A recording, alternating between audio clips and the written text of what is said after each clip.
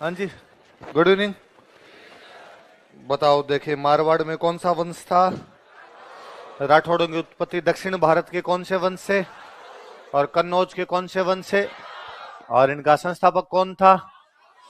कहां से आया था? किसकी सहायता के लिए? राजधानी कहां थी? छतरी कहां पर है? कुल देवी कौन सी है? मूर्ति कौन लेके आया? कहां पे स्थापित करवाई? मेवानगर को राजधानी किसने बनाया? मालवा के निजामुद्दीन की कितनी टुकड़ियों को हराई? कौन सी रानी के प्रभाव में क्या बन गए थे? मारवाड़ में किसका आयोजन करवाया इनके कारण बाड़मेर क्षेत्र को? और गिंदोली के गीत कब गाए जाते हैं? मंडोर चुंडा को किसने दहेज में दिया था? पटियारों की कौन सी ब्रांच थी वो? रानी चांद कंवर ने क्या बनवाई थी? किसके खिलाफ लड़ता हुआ मारा गया था? पुगल के भाटियों के। और किसको राजा बना के गया? कान्हा को। फिर रणमल किसकी सहायता से बना? जोधपुर की स्थापना कब की गई? कौन सा किला बनाया गया? उसकी नींव किसके द्वारा लगाई गई? रानी जसमादे ने क्या बनवाया यहाँ पे? रानी सर तालाब बनवाया था। कौन दिल्ली के कौन से सुल्तान को हराया था? बहलोल लोधी। और कौन कहता है कि जोधा जो है मारवाड़ का पहला प्रतापी राठौड़ राजा था? गौरी शंकर हीराचंद ओझा ने ऐसा कहा था। और हमने पढ़ा कि जोधा का एक बेटा कौन था? बीका। बीका कहां चला गया? बीकानेर। एक बेटा कौन था? दूधा कहां चला गया? मालदेव के पिताजी का नाम? मम्मी का नाम? पद्मा कुमारी किसकी राजकुमारी थी? आपके मालदेव कैसे राजा बना था? जब राजा बना तब कितने परगने थे? कौन कौन से? बाद में कितने युद्ध जीते? कितने परगने जीते? अच्छा, उसने किससे आपका बिलाड़ा छीन लिया था? सिरवियों से। जैसलमेर के भाटियों से क्या छीना था? और रायपुर और भाद्रादून किससे छीने थे? वीरासीन दल से। डूंगर सिंह से क्या छीन लिया था? सिवाना। दौलत खान से क्या छीन लिया था? नागौर। और सिकंदर खान से क्या छीन लिया था? पाहेबा या साहेबा का युद्ध कब हुआ? किस किस के बीच हुआ? मालदेव ने कहां कब्जा कर लिया? किसको सौंप दिया? और कौन युद्ध में लड़ता हुआ मारा गया? जैत सिंह। और जैत सिंह का कौन सा बेटा किसके पास चला गया? और कौन गया शेरशाह सूरी के पास? वो कहां का राजा था? उसकी मालदेव से किस बात को लेकर लड़ाई थी? कौन से मुगल बादशाह ने सहायता मांगी थी? किसके खिलाफ मांगी थी? कौन से 3 दूत भेजे थे? मीर समंद, अतका खां और रायमल सोनी। लेकिन किसके कहने पर हुमायूं विश्वास नहीं करता? मुल्ला सुर्ख कौन था? तो हुमायूं कहां चला जाता है? सिंध। सिंध में कौन से राजा ने? अमरकोट के राजा वीर साल सोडा ने उसे क्या दी थी? शरण। यदि दोनों थोड़ी सी समझदारी दिखाते तो अफगानों के खिलाफ और शेरशाह सूरी का शासन भारत से। और जो मुगल राजपूत संबंधवाद में किसने शुरू किए थे वे इसी समय प्रारंभ। गिरी सुमेल युद्ध का एक और नाम क्या था? कब हुआ था युद्ध ये? किस किस के बीच में हुआ? मालदेव और शेरशाह। मालदेव के सेनापति कौन थे? शेरशाह के साथ कौन आए थे? शेरशाह के चालाक कारण मालदेव वापस। तो युद्ध किसने लड़ा? किसने जिताया शेरशाह को? जलाल खां जलवानी। जीतने के बाद उसने क्या कहा? हिंदुस्तान की बादशाहत को देता। और उसने आगे बढ़ के जोधपुर पे कब्जा करके जोधपुर किसको सौंप दिया? और मालदेव कहां चला गया? सिवाना को मारवाड़ के राठौड़ों की। और थोड़े दिनों बाद मालदेव ने वापस क्या कर लिया? उमा दे किसकी राजकुमारी थी? लोणकरण बाटी। लोणकरण बाटी कहां का राजा था? किसकी रानी थी वो? कौन सी दासी के कारण? और नाराज होगी तो क्या कहा जाता है? अजमेर के कौन से किले में रही? बाद में कहां चली गई थी? अच्छा, आसानंद जी किताबों के नाम बताओ। उमादेव भटियाणी रा कवित, बागा बहारमली रा दुआ। कौन से युद्ध में भाग लिया था? ईसरदास जी किताबों के नाम बताओ। हाला झालारी, कुंडलियां, देवियान और हरिरस। और ये पश्चिमी राजस्थान में क्या है? मालदेव ने कहां का परकोटा बनवाया? कौन कौन से किले बनवाए? उसकी रानी स्वरूप दे ने किसका निर्माण करवाया? स्वरूप सागर को क्या कहा जाता है? बहुचिरो तालाब कहा जाता है। और एक और हमने पढ़ा कि उसकी उपाधियां क्या क्या थी? हसमत वाला राजा। उसने अपने 2 बड़े बेटों को राजा नहीं बनाया, राम और उदय सिंह। तो किसको बना दिया था? किसको बना दिया? उदय सिंह। शेरशाह सूरी के साथ संबंधों में कैसी गलतियां करता वो? कूटनीतिक। उसने किसको शेरशाह के पास जाने का मौका दे दिया था? अन्यथा वह राठौड़ों का गठबंधन बना सकता था, और यदि वो शेरशाह की चालाकी में नहीं फंसता तो गिरी सुमेल का युद्ध जीत सकता। इतनी बातें पढ़ी। अगला राजा लिखो, चंद्रसेन। हाँ, हाँ? मेवाड़ मारवाड़ के नहीं लिख, काम की बात है, नोट्स मत पढ़ के आया कर तू, है ना, वो मेरे ये नहीं पढ़ने उनको। हाँ, राजस्थानी नाम भी देख, आला जला री रा रे री, किसमें नहीं पूछेंगे ना, ऐसे कैसे पूछेंगे? है कौन सा टेस्ट? तो उसको छोड़, गलत पूछ लिया, तेरे नहीं पूछेंगे कोई। हाँ, मैंने क्या कहा, पेपर की कोई बात नहीं करेंगे, बंद इसको, मैं सोल्व कराऊंगा तब कर लेंगे अपने। अरे कुछ ही लिख दिया हो, पेपर को बंद करके अंदर रख दिया जाए, इस पेपर की कोई चर्चा, पेपर अपने सोल्व करेंगे तब मैं करवा दूंगा पूरे के पूरे। अभी एक बार इस पे ध्यान दो, जैसा वहां आंसर की में आ गया, गलत तो आ गया होगा, अपने सोल्व कर लेंगे सही। तुम्हें सही लगता है तुम्हारा, ठीक है ना? आंसर की कौन होती है बताने वाले? क्यों लोड लेना इतना, खुद का कॉन्फिडेंस होता है ना यार। मेरे को, मैं तो एग्जाम देता तब खूब बार आरपीसी वाले आंसर की लिखती, गलत है, अपने जो करके है वो सही है। आरपीसी तय करेगी क्या सही, अपने सही कर रहे हैं वैसा, इतना कॉन्फिडेंस तो रखे। हाँ,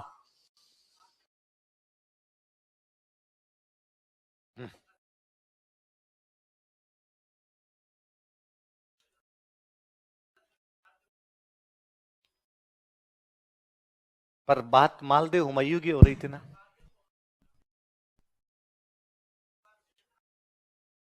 है?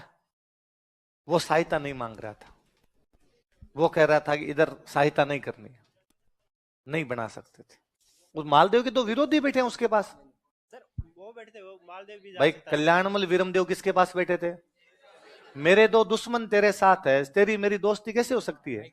सर दुश्मन उसमें मालदेव बोलता तो नहीं देते थे। नहीं देते, नहीं देते, उसने बिठा रखे थे उन दोनों को। तो मालदेव इतना तो समझदार वैसे है। भी 1544 में खत्म हो गया था अफगान शासक तो, किसने कहा तुझे? कालिंजर युद्ध में। किसने बताया? शेरशाह सूरी का। हम बात कब की कर रहे हैं? 1540 की। तो 1544 में खत्म हो गया तो 4 साल पहले उनको सपना थोड़ी आ रहा था खत्म हो जाएगा। सर, तो और मुगल शासन को खत्म कर सकते थे ना। मुगल तो खत्म ही हो गया था, 40 में था ही नहीं। मुगल कहाँ खत्म है, अकबर बाद में हुए थे। अकबर कब आया बाद में? तो हुमायूं का था सकता ना। हुमायूं को भगा दिया था, क्या पढ़ाया था कल?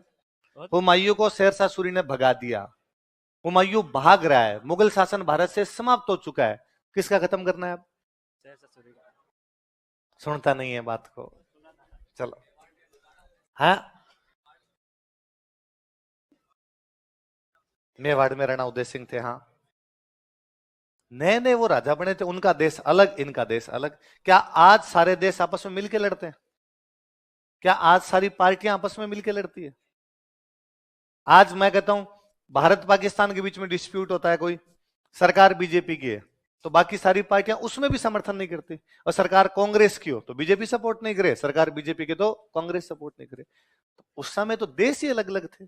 मेवाड़ एक अलग देश है, मारवाड़ एक अलग, अलग अलग देशों की अलग अलग बात। हाँ रवि बता। सर वो उदय सिंह की जब मालदेव ने सहायता की थी ना बनवीर के खिलाफ, तो किस खिलाफ? बनवीर बनवीर के खिलाफ। नहीं की रे। नहीं सर, मैंने पढ़ा था आज। हाँ तो ऐसी बातें मत पढ़ा कर। नहीं, बात वो नहीं थी सर। हाँ, बात ये थी कि उसने कुछ भेंट भेजी थी और कुछ 4 लाख फिरोजे। ये फिरोजे क्या फिरोजे है? पत्थर होते हैं। हाँ? पत्थर, पत्थर स्टोन, पत्थर किस प्रकार के मतलब? जैसे ये मैंने पहन रखा, ये पुखराज, ये मूंगा है, इसे पत्थर होते हैं, स्टोन होते हैं, प्रीसियस स्टोन होते हैं। तो मतलब ये कोई स्पेस? हाँ अच्छे पत्थर होते हैं, बहुत महंगे महंगे पत्थर हुआ करते थे। आगे हम पढ़ेंगे, लाजवर्द होता था, बहुत अच्छा पत्थर होता, फिरोजा हुआ करता था। तो इनका कुछ मूल्य था क्या उस समय, जैसे मुद्राओं का मूल्य था? कोहिनूर नाम सुना है तूने? हाँ। क्या है? हीरा। पत्थर है। हाँ पत्थर है मान लीजिए। बस ठीक है सर। फिर ये 4 लाख फिरोजे, इसलिए मैं पूछ रहा था कि 4 लाख फिरोजे मतलब 4 लाख स्वर्ण मुद्राएं भी भेज सकता था, फिरोजे ही क्यों? पत्थर और महंगा आता है, सोने से महंगा होता है। तो पत्थर भेजते हैं, सहायता कर रहा है। अभी आप मेरी सहायता, मैं पत्थर भेजूंगा सर, अच्छा तो भेज तू तो मेरे को पुखराज भेज दे, बाकी मैं देख लूंगा मेरे हिसाब से। जरूर भेज दूंगा हाँ, सर, 1.5 ठीक साल है। बाद। एक यार 10-10 लाख रुपए का आता है, तो कहाँ सोना कहाँ पड़ा है? हीरा भाई, हीरा तो और महंगा हुआ ना, सोने से महंगा हुआ ना, तो ये तो चीज। चलो, क्या लिखा है? चंद्रसेन। अब चंद्रसेन राजा बना तो दो भाई खिलाफ है, एक भाई का नाम है राम, एक भाई का नाम है उदय। उन दोनों ने कहा राजा बनने का अधिकार हमारा था, लेकिन राजा कौन बन गया? चंद्रसेन। तो दोनों ने लड़ाई लड़ी, तो राम को चंद्रसेन हराता है नाडोल के युद्ध में। कौन से युद्ध में? पाली में जगह पड़ती है नाडोल, तो नाडोल के युद्ध में किसको हरा देता है वो? किसको हरा देता है? राम। और उदय सिंह को हराता है लोहावट के युद्ध में। कौन से युद्ध में? लोहावट पड़ता है जोधपुर में। नाडोल तो कहां पड़ता है? पाली। और लोहावट कहां पड़ता है? जोधपुर। तो कोई पूछेगा भाई चंद्रसेन ने अपने कौन कौन से दो भाइयों को हराया था? राम को कौन से युद्ध में? और लोहावट के युद्ध में किसको हराया? लिखो, चंद्रसेन लिखो। अगला राजा लिख लो चंद्रसेन।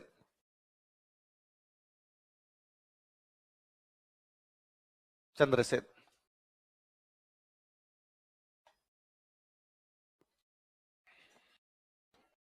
है? अरे लिख तो, एक बार ज्ञान तो मानता हूं, मैं 2 बार बोल गया फिर भी तेरा ध्यान इधर नहीं था, और फिर मैं और बोलूंगा तब और लिखवा दूंगा। लिखो,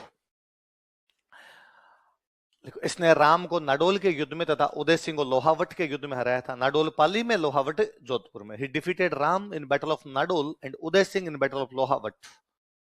इसने राम को नाडोल के युद्ध में तथा उदय सिंह को लोहावट के युद्ध में हराया था।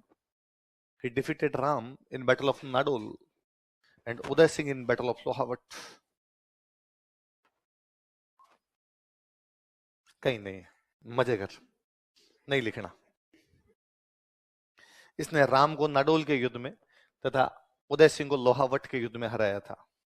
ये कहां है? इससे ज्यादा दिमाग इस पे लगा, युद्ध कौन से हैं, है ना? तुझे याद ही करना, इसको कर। मैं तो फिर भी 3 बार बोला हूं कि लोहावट जोधपुर में है, पर न तो तूने ये याद की कि कौन से युद्ध हुए हैं, न तू ये सुन पाया मेरी बात की कहां पर है। फिर ध्यान कहां था तेरा क्लास में? तो राम को कौन से युद्ध में रहा? नाडोल। उदय सिंह को कौन से युद्ध में? लोहावट के युद्ध में। तो राम चला जाता अकबर के पास। राम किसके पास चला जाता है? अकबर के पास चला जाता है। अकबर को भी लगता था कि यार चंद्रसेन के पिताजी थे मालदेव, और उसने मेरे पिताजी हुमायूं की सहायता नहीं की। उसके दिमाग में था भाई हुमायूं मेरा बाप सहायता मांगने के लिए गया था, लेकिन मालदेव ने उसकी ढंग से सहायता नहीं की, इसलिए मुझे अब चंद्रसेन की सहायता नहीं करनी, मैं चंद्रसेन के विरोधियों की सहायता कर दूंगा। चंद्रसेन का विरोधी कौन है? तो अकबर ने अपना एक सेनापति भेज दिया, हुसैन कुली बेग। किसको भेज दिया? कि भाई जा और जाके अपने किसकी सहायता कर? राम। किसकी कर? राम। ये 1564 की बात। कब की बात है? उधर से राम किसको लेके आ गया? मुगल सेनापति कौन से को लेके आ गया? हुसैन कुली। चंद्रसेन को लगा कि यार नए नए राजा बने, भाई खिलाफ चल रहे हैं, अकबर का और लेके आगे।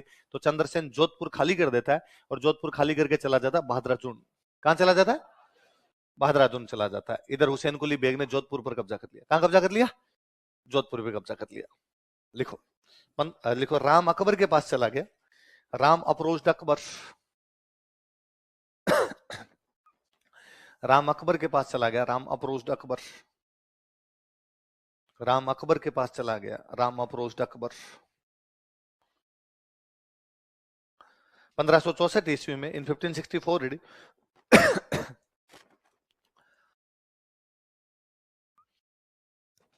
1564 ईस्वी में, 1564 रेडी, मुगल सेनापति हुसैन कुली बेग ने जोधपुर पर आक्रमण किया। Mughal commander Hussain Quli Beg attacked on Jodhpur. Mughal सेनापति हुसैन कुली बेग ने जोधपुर पर आक्रमण किया। Mughal commander Hussain Quli Beg attacked on Jodhpur. Jodhpur पर आक्रमण किया, अटैक्ड ऑन जोधपुर।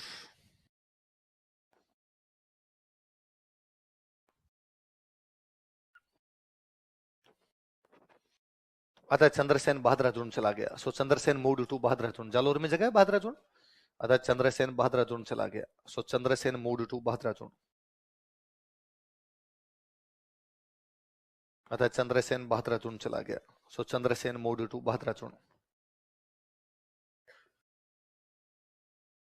चंद्रसेन कहां चला गया? बहादुराचूर्ण चला जाता है। इधर 1570 में अकबर अजमेर आया हुआ है। कहां पर आया हुआ है? अजमेर। उस साल अपने भयंकर अकाल पड़ा हुआ था, राजस्थान में अकाल पड़ते ही रहते थे, तो अपने अकाल पड़ा हुआ। तो जनता अकबर से मिलने के लिए अजमेर गई और जनता ने कहा भाई तू बादशाह यार, हमारा हमारे अकाल पड़ा हुआ है, कुछ ना कुछ हमारे लिए करके जा। अब भी है कि कहीं मुख्यमंत्री का दौरा, जनता जाते हैं साहब दो यार कुछ यहाँ पर, कोई बड़ा मंत्री जाए तो लोग मांगते हैं। तो अकबर ने कहा अच्छा तुम्हारे अकाल है, चलो हम कुछ ना कुछ अकाल के लिए करेंगे। तो अकबर अजमेर से जाता है नागौर। कहां पे जाता है? और नागौर में दरबार लगाता है। कहां पे दरबार लगाता है? नागौर। कब? 15 से। पश्चिमी राजस्थान में अकाल, पश्चिमी राजस्थान में 3 बड़ी रियासतें पड़ती है, बीकानेर, जोधपुर, जैसलमेर। कौन कौन सी? और उसने बीकानेर, जोधपुर, जैसलमेर के राजाओं को मैसेज किया कि लो नागौर आओ, नागौर में बैठ के बात करेंगे अकाल पर। किस पर बात करेंगे? अकाल राहत चलाना है अपने को, फेमाइन जो चल रहा है उसमें रिलीफ देनी है लोगों को, तो आप यहाँ पे आ जाओ। जैसलमेर का उन दिनों राजा हुआ करता हर्राज। कौन था? यह आ गया। इन दिनों बीकानेर में राजा बना हुआ आपका कल्याणमल। कौन है? यह आ गया। इधर जोधपुर का राजा चंद्रसेन, पर वो कहां पर रहता है आपका? भादराजोड़। वो आता उससे पहले चंद्रसेन का एक भाई आ गया यहां पर, उदय सिंह। कौन आ गया? ये तीनों अकबर के पास कौन से दरबार में है? नागौर दरबार। क्यों बुलाया उसने नागौर दरबार? किस पे बात करने के लिए? अकाल। तीनों आए, आते अकबर ने कहा अकाल की बात करेंगे बाद में, पहले तुम ये बताओ संधि कौन कर रहे हो? और फिर अकबर ने समझा कि देखो तुम्हारे हर साल क्या पड़ जाता है? अकाल। लड़ोगे तो इसमें तेरा घाटा है ना, तो यार क्यों लड़े, अपने लड़ाई बंद ही कर देते हैं, अपने काम करते हैं, तुम मेरे से संधि कर लो, तुम्हारे पंगा हो तो मैं काम आ जाऊंगा, और मेरे पंगा हो तो तुम। संघर्ष की नीति को छोड़कर क्या अपना लेते हैं? इन तीनों ने अकबर से संधि कर ली। जैसलमेर के कौन से राजा ने? बीकानेर के और चंद्रसेन के भाई। चंद्रसेन थोड़ा लेट पहुंचा नागौर दरबार में। चंद्रसेन पहुंचा, चंद्रसेन को दो बातें पता चली कि पहली बात तो अकबर यहाँ अकाल की बात ही नहीं कर रहा। अकबर किसकी बात कर रहा है? किसकी बात कर रहा है? संधि। और उसमें भी भैया कर गए, तो अपना तो कोई लेना देना।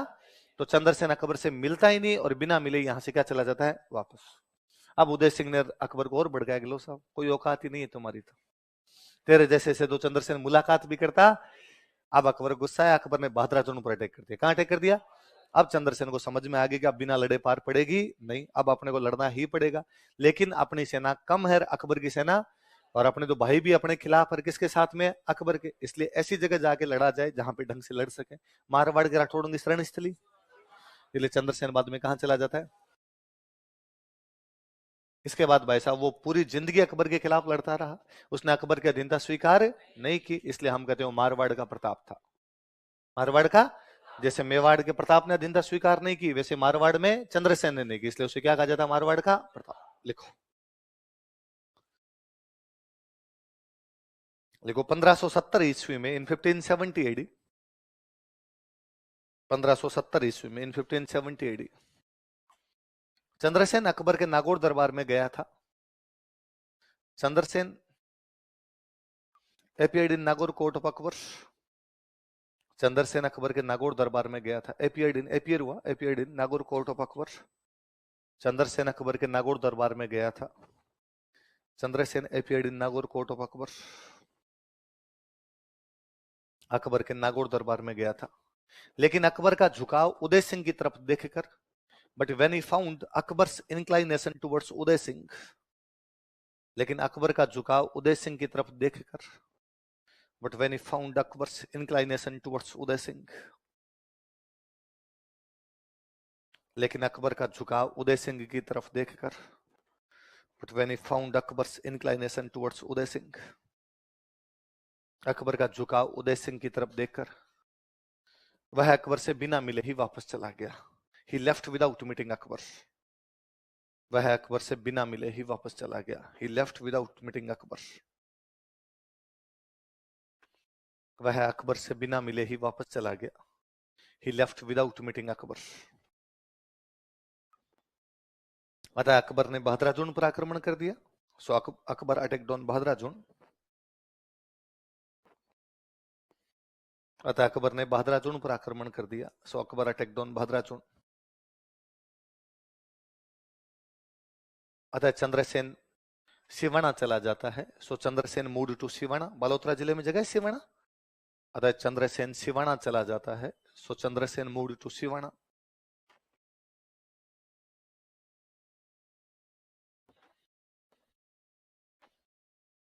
चंद्रसेन कहां चला जाता है? सिवाना चला जाता है।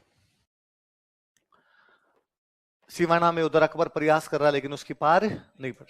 तो 1574 में अकबर बीकानेर के राजा को हमला करने के लिए भेजता है। बीकानेर में नया नया राजा बनाया राय सिंह। कौन बना है? 1574 में कल्याणमल की डेथ होती है। कल्याणमल की डेथ होती है, उसका बेटा राजा बनता है। बेटा कौन है? कहां का राजा है? तो अकबर ने इसको कहा भाई तू जा, क्योंकि बीकानेर वालों ने अकबर से क्या कर ली थी? संधि। राय सिंह आके चंद्रसेन के 2 किलों पर हमला करता है। एक किले का नाम है सोजत, एक किले का नाम सिवाना। कौन कौन से 2 किले? सोजत और सिवाना। यहां सोजत में जो चंद्रसेन का सेनापति बैठा, उस सेनापति का नाम है कल्ला राठौड़। क्या नाम है? वो कल्ला राठौड़ नहीं है जो आप पहले पढ़ के आए हो, क्योंकि वो तो 1568 वाले साके में काम आ गया। ये तो हम कब की बात कर रहे हैं? 1574। दूसरा कोई सिवाना में जो उसका सेनापति बैठा, उसका नाम है पत्ता राठौड़। क्या नाम है? तो 2 सेनापति चंद्रसेन के, 2 सेनापतियों के नाम बताओ देखे। कल्ला राठौड़ के पास में क्या था? पत्ता राठौड़ के पास। हमला कौन कर रहा है? कहां का राजा? कब हमला कर रहा है? और उसने सोजत पे कब्जा कर लिया। कहां कब्जा कर लिया? लेकिन सिवाना उसके कब्जे में नहीं है। तो एक किला छीन लिया था उसने। कौन सा? किससे? एक नहीं छीन पाया। कौन सा? किससे? लिखो 1574 ईस्वी में, इन 1574 एडी, अकबर ने बीकानेर महाराजा राय सिंह को चंद्रसेन पर आक्रमण के लिए भेजा। Akbar sent Bikaner Maharaja Rai Singh, Akbar sent Bikaner Maharaja Rai Singh to attack on Chandrasen. Akbar ने बीकानेर महाराजा राय सिंह को चंद्रसेन पर आक्रमण के लिए भेजा। Akbar sent Bikaner Maharaja Rai Singh to attack don Chandrasen. Bikaner Maharaja Rai Singh को चंद्रसेन पर आक्रमण के लिए भेजा। देखो, इसने सोजत का किला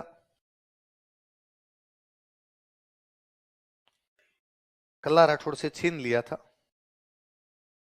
इसने सोजत का किला कल्ला राठौड़ से छीन लिया था। ही स्नैच्ड सोजत फोर्ट फ्रॉम कल्ला राठौड़।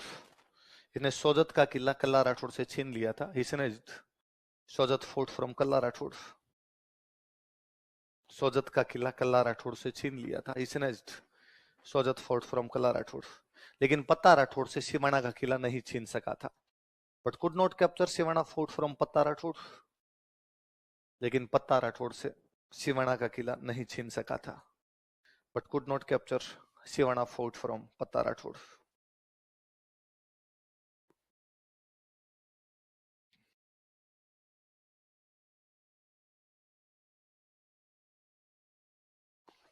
पत्ता राठौड़ से सिवाना का किला नहीं छीन सका था।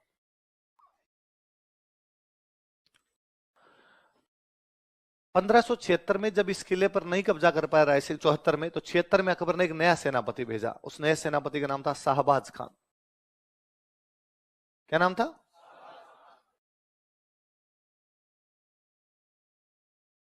क्या नाम है? वही शाहबाज खान जो कुंभलगढ़ पर 3 अटैक करता है। पढ़ा था हमने 76, 77, 78 से। ये पहले 76 में सिवाना छीन लेता है। क्या छीन लेता है?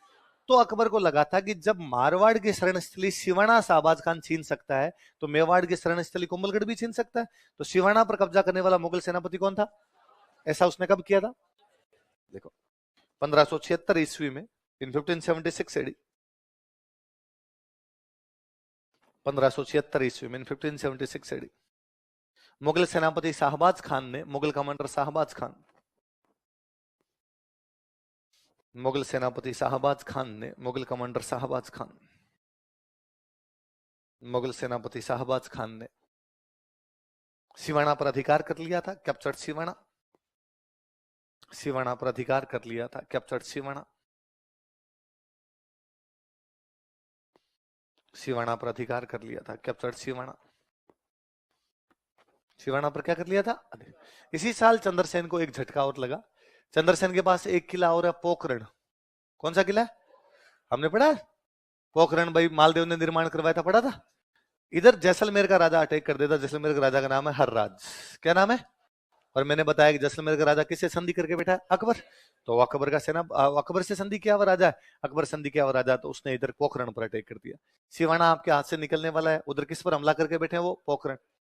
अब चंद्रसेन जानता है कि यदि पोखरण बचाने के लिए अपने गए तो अपने को हर्राज से लड़ना पड़ेगा। और अपनी सेना किस में काम आ जाएगी? हर्राज से लड़ाई। वो देखता है कि नहीं यार, कई बार लड़ाई कहाँ करनी है कहाँ नहीं करनी ये भी तय किया जाना चाहिए। अपने को लड़ना है अकबर के खिलाफ, किस खिलाफ लड़ना है, इसलिए इधर हर्राज के खिलाफ अपनी पावर लगानी नहीं। तो हर्राज को कहता है कि देख लड़ाई बिना तो क्या पता तू किला ले पाए किला नहीं ले पाए, हो सकता है किला ले भी पाए तो तेरा नुकसान तेरा भी खूब होगा लड़ाई में। इससे अच्छा है मैं तेरा किला बेच देता हूँ, थोड़ा सस्ता बेच देता हूँ, तेरा किला ही तो चाहिए, मेरे को चाहिए रुपए, तेरे को चाहिए किला, तो ठीक है तुम थोड़े कम रुपए दे दे और मेरे से किला ले ले। हर राज को भी लगा ठीक है सस्ते भाव में किला मिल रहा है, बिना लड़े मिल रहा है, तो उसने किला खरीद लिया था। पर ये दिखाता है कि चंद्रसेन की आर्थिक स्थिति खराब है, उसकी आर्थिक स्थिति, और उसे किला बेचना पड़ रहा है। कौन सा किला, कौन किसको बेचना पड़ा, हर राज कहां का राजा, देखो 1576 ईस्वी में, इन 1576 एडी, 1576 ईस्वी में 1576 एडी, चंद्रसेन को पोखरण किला जैसलमेर के हर राज को बेचना पड़ गया था। Chandrasen had to sell Pokhran fort to Har Raj of Jaisalmer. Chandrasen को पोखरण किला जैसलमेर के हर राज को बेचना पड़ गया था। Chandrasen had to sell Pokhran fort to Har Raj of Jaisalmer.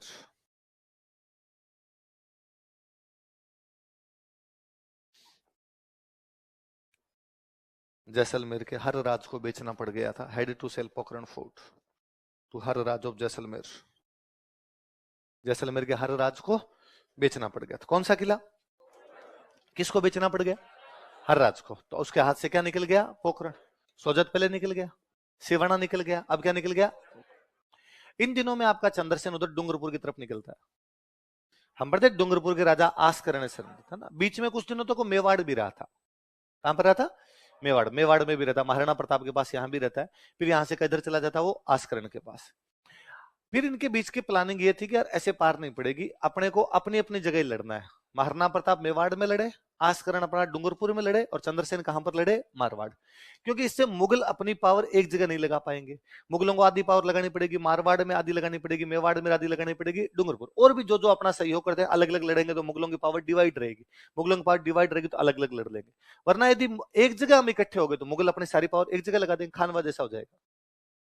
खानवा में सारे एक जगह इकट्ठे हो गए थे तो सारी की सारी पावर मुगलों ने एक जगह लगा दी, और मुगलों की पावर ज्यादा है, अपनी पावर कम है, वरना अपने पहाड़ों की लोकेशन लेके लड़ा जाए। तो चंद्रसेन इधर से निकलता है मेवाड़ की तरफ से मालवा, कहां जाता है, मालवा में मुगलों की एक जगह रामपुरा। कौन सी जगह, वर्षा ऋतु समाप्त होने के बाद रामपुरा में मराठों के खिलाफ युद्ध किया जाएगा, पढ़ाया था मैंने। तो रामपुरा कहां पड़ता है, माल। यहां मुगलों का एक सेनापति, उसका नाम है जलाल खान। क्या नाम है, मुगलों का एक सेनापति बैठा जलाल खान। चंद्रसेन इस जलाल खान पर हमला करता है, जलाल खान को मारता है, वहां मुगलों का टैक्स वैक्स लेके आता है, पैसे खत्म हो रखे हैं, तो मुगलों का टैक्स लेके मुगलों के खिलाफ लड़े, और तो पैसे आएंगे कहां से अपने पास। उधर रामपुरा का टैक्स वगैरह लेके आता है, किसको हरा के। तो कोई पूछेगा रामपुरा क्षेत्र में कौन से मुगल सेनापति को हराया था, कोई जलाल खान कोरची नहीं, कोई जलाल खान जलवाली नहीं, जलाल खान है, ठीक है। देखो रामपुरा क्षेत्र में, इन रामपुरा एरिया, रामपुरा क्षेत्र में, इन रामपुरा एरिया, इसने मुगल सेनापति जलाल खान को हराया। ही डिफीटेड मुगल कमांडर जलाल खान। इसने मुगल सेनापति जलाल खान को हराया। ही डिफीटेड मुगल कमांडर जलाल खान।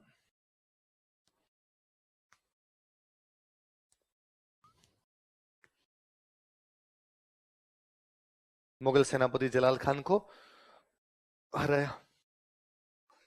अब वहां से पैसे टक्के मिले, वहां से पैसे लेके आया, थोड़ी सेना वगैरह और इकट्ठी की। 1581 के आसपास अजमेर पर कब्जा कर लेता है।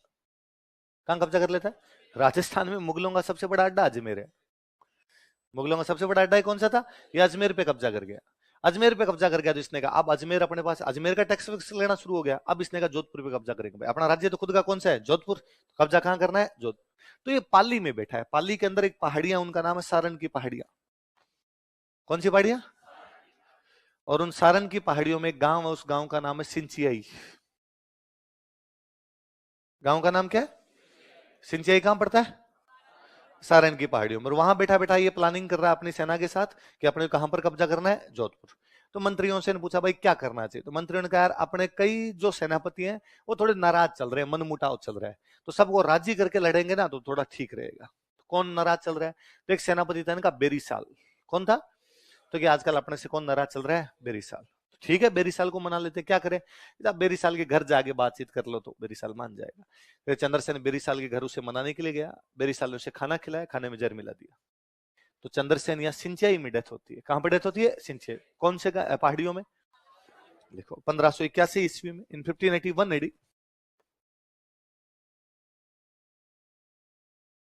1581 ईस्वी में, 1581 एडी, सारण की पहाड़ियों में, इन सारण हिल्स, पाली में जगह ना, सारण की पहाड़ियों में, इन सारण हिल्स, सिंचियाई नामक गांव में चंद्रसेन की मृत्यु हो गई थी। Chandrasen died at village named Sinchiyai. Sinchiyai नामक गांव में चंद्रसेन की मृत्यु हो गई थी। Chandrasen died at village named Sinchiyai. Sinchiyai नामक गांव में चंद्रसेन की मृत्यु हो गई थी।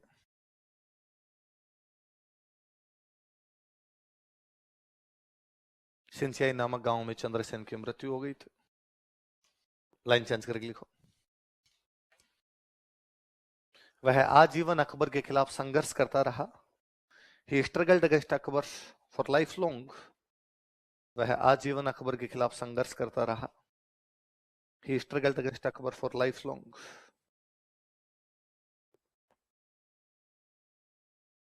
वह आजीवन अकबर के खिलाफ संघर्ष करता रहा। He struggled against Akbar for life long.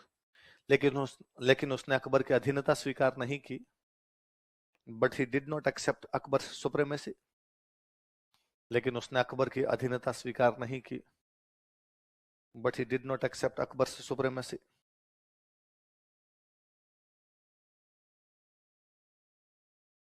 लेकिन उसने अकबर की अधीनता स्वीकार की। लिखो, उपाधियां लिखो।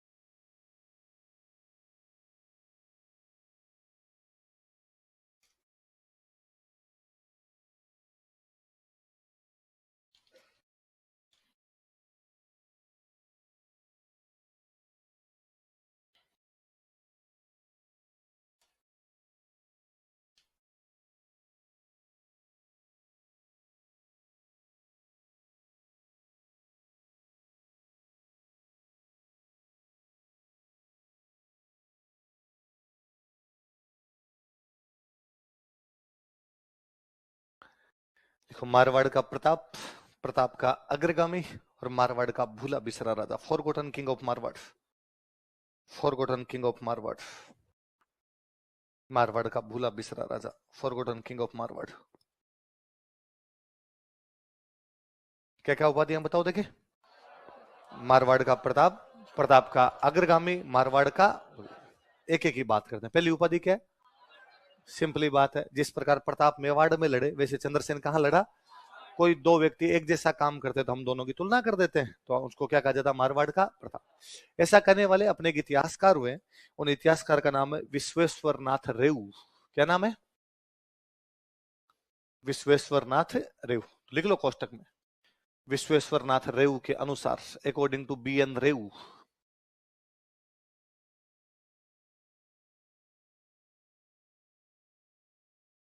विश्वेश्वर नाथ रेऊ के अनुसार,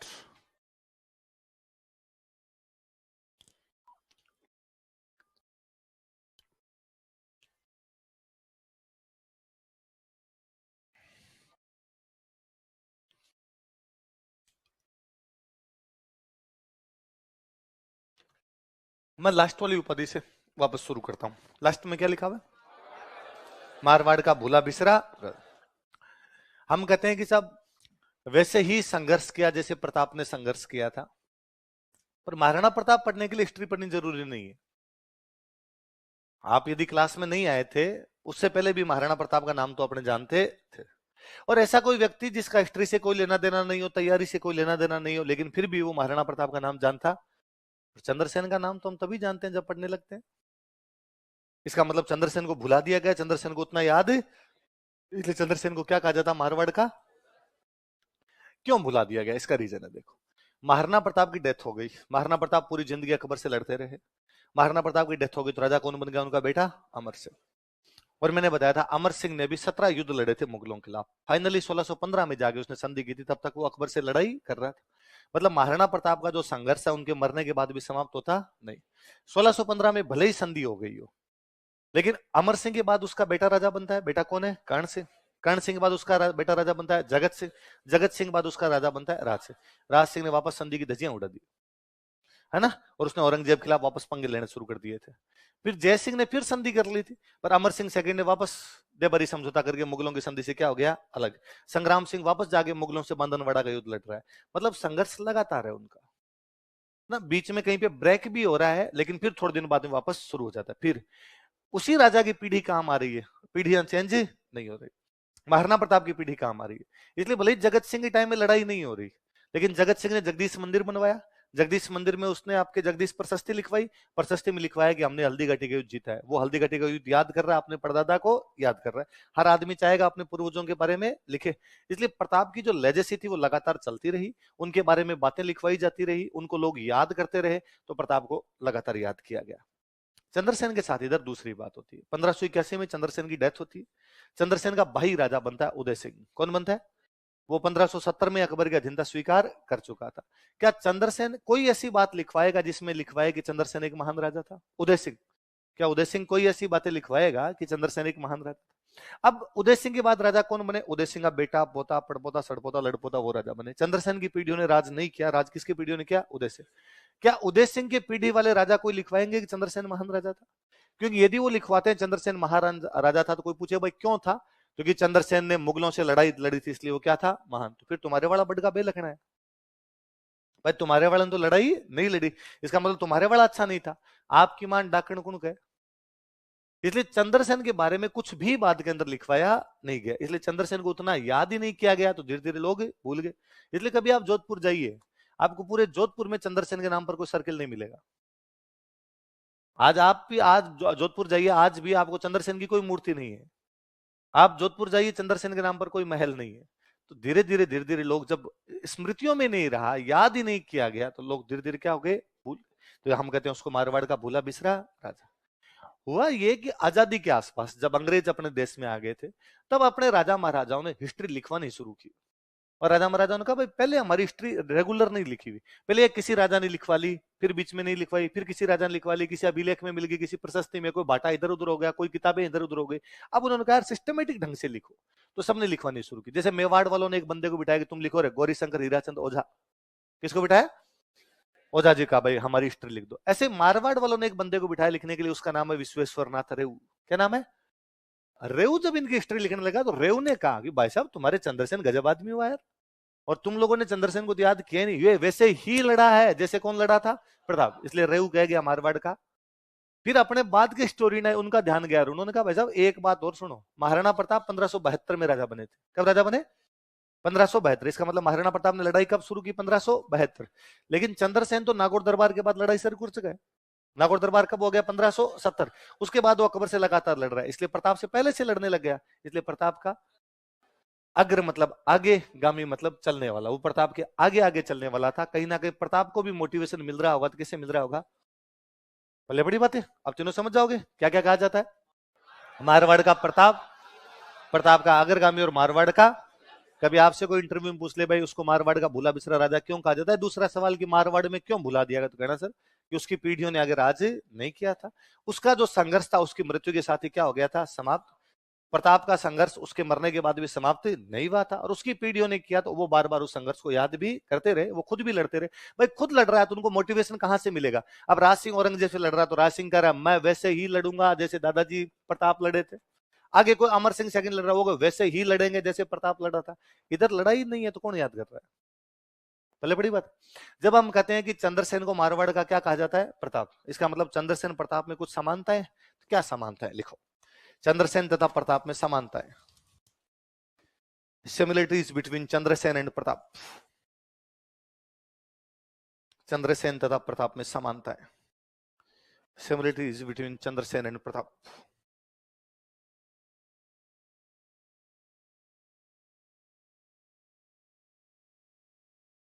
चंद्रसेन और प्रताप में पहली समानता तो यही है जिसके कारण हम पढ़ रहे हैं कि दोनों ने अकबर की अधीनता स्वीकार। लिखो एक नंबर लगा के। दोनों ने अकबर की अधीनता स्वीकार नहीं की थी। Both of them did not accept Akbar से सुप्रीमेसी। दोनों ने अकबर की अधीनता स्वीकार नहीं की थी। Both of them did not accept Akbar से सुप्रीमेसी। दोनों ने अकबर की अधीनता स्वीकार नहीं की थी। Both of them did not accept Akbar supremacy. दोनों के लड़ने का तरीका पहाड़ है। चंद्रसेन इधर सिवाना वाली पहाड़ियों की तरफ चला गया, उधर अकबर जो प्रताप है वो आपकी कुंभलगढ़ वाली पहाड़ियों की तरफ आ गए। पहाड़ों में लड़ने का तरीका को बोलते हैं छापा मार। क्या बोलते हैं? गुरिल्ला। क्या बोलते हैं? तो दोनों ने एक ही प्रकार से लड़ाई लड़ी। लड़ाई का तरीका कौन सा था? लिख लो। दोनों ने छापामार युद्ध प्रणाली का अनुसरण किया था। Both of them adopted guerrilla tactic of warfare. दोनों ने छापामार युद्ध प्रणाली का अनुसरण किया था। Both of them adopted guerrilla tactic of warfare. छापामार युद्ध प्रणाली का अनुसरण किया था। Both of them adopted guerrilla tactic of warfare. छापामार युद्ध प्रणाली का अनुसरण किया था। Adopted guerrilla tactic of warfare. किसका अनुसरण किया? दोनों के भाई खिलाफ है। प्रताप जगमाल को ठाके राजा बना था, इसलिए जगमाल खिलाफ था। और जगमाल का एक भाई और था, वो भी उधर चला गया था, सगर। कौन चला गया? तो दो भाई खिलाफ है, एक तो जगमाल खिलाफ है, एक कौन सा भाई खिलाफ है? सगर। उधर चंद्रसेन के खिलाफ साफ साफ दो दिखाई दे रहे हैं हमें, राम और उदय सिंह। तो आप केवल बाहरी दुश्मन का सामना नहीं कर रहे थे, अंदर भी आपके दुश्मन है। लिख लो। दोनों को अपने भाइयों के विरोध का सामना करना पड़ा था। Both of them had to face resistance from their brothers. दोनों को अपने भाइयों के विरोध का सामना करना पड़ा था। Both of them had to face resistance from their brothers. दोनों को अपने भाइयों के विरोध का सामना करना पड़ा था। Both of them had to face resistance from their brothers. अपने भाइयों के विरोध का सामना करना पड़ा था। जैसे, इसी में कंटिन्यू कर लो। जैसे जगमाल तथा सगर ने प्रताप का विरोध किया। Jagmal and Sagar opposed Pratap. Jagmal तथा सगर ने प्रताप का विरोध किया। जगमाल का भाई था एक सगर। जगमाल तथा सगर ने प्रताप का विरोध किया। Jagmal and Sagar opposed Pratap.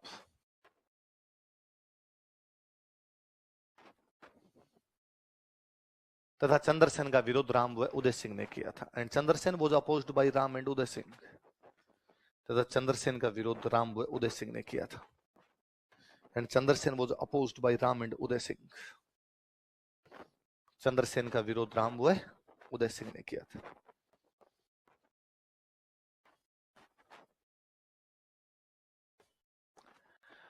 दोनों की एक बार हालत ये हो गई थी कि अपने राज्य के बाहर शरण लेनी पड़ी। चंद्रसेन का मैं बता रहा हूं, वो मेवाड़ रहा था। डूंगरपुर वाला तो अपने साफ साफ जानते हैं कि आस्करण के पास रहा था। प्रताप कई दिन तक बांसवाड़ा रहे थे। बांसवाड़ा में माही नदी एक मैदान बनाती है, 56 का मैदान। कौन सा मैदान बनाती है? तो कई दिन तक वहां 56 के मैदान के अंदर रहे थे। तो दोनों को अपने राज्य के बाहर शरण लेनी पड़ी। लिखो, दोनों को अपने राज्य के बाहर शरण लेनी पड़ी थी। Both of them had to take shelter outside their states. दोनों को अपने राज्य के बाहर शरण लेनी पड़ी थी। Both of them had to take shelter outside their states. दोनों को अपने राज्य के बाहर शरण लेनी पड़ी थी। Both of them had to take shelter outside their states. जैसे प्रताप ने 56 के मैदान में शरण ली। 56 का मैदान कहां पड़ता था? बांसवाड़ा। प्रताप ने 56 के मैदान में शरण ली। Pratap took shelter in plain of 56। Pratap ने 56 के मैदान में शरण ली। Pratap took shelter in plain of 56। नहीं आएगा। मैंने कहा था शक्ति सिंह के बारे में कोई हिस्टोरिकल एविडेंस नहीं है, तो उस दिन तूने बात सुनी नहीं। प्रताप ने 56 के मैदान में शरण ली थी। Pratap took shelter in plain of 56। तथा डूंगरपुर के राजा आस्करण ने चंद्रसेन को शरण दी थी। And Dungarpur king Askaran give shelter to Chandrasen. तथा डूंगरपुर के राजा आस्करण ने चंद्रसेन को शरण दी थी। And Dungarpur king Askaran give shelter to Chandrasen. Dungarpur के राजा आस्करण ने चंद्रसेन को शरण दी थी। आप ये भी देखिए कि महाराणा प्रताप के हाथ से चित्तौड़गढ़ निकला हुआ था, मांडलगढ़ नहीं था। उदयपुर एक बार उनके हाथ से निकल गया। शाहबाज खान पहले हमले में थोड़े टाइम के लिए कुंभलगढ़ पे भी कब्जा करता है। गोगुंदा उनके हाथ से एक बार निकल गया था, लेकिन फिर भी उस बंदे ने हार नहीं मानी, उसने लड़ाई लड़ी। धीरे धीरे करके उसने चित्तौड़ मंडल को छोड़ के वापस सब कुछ ले लिया।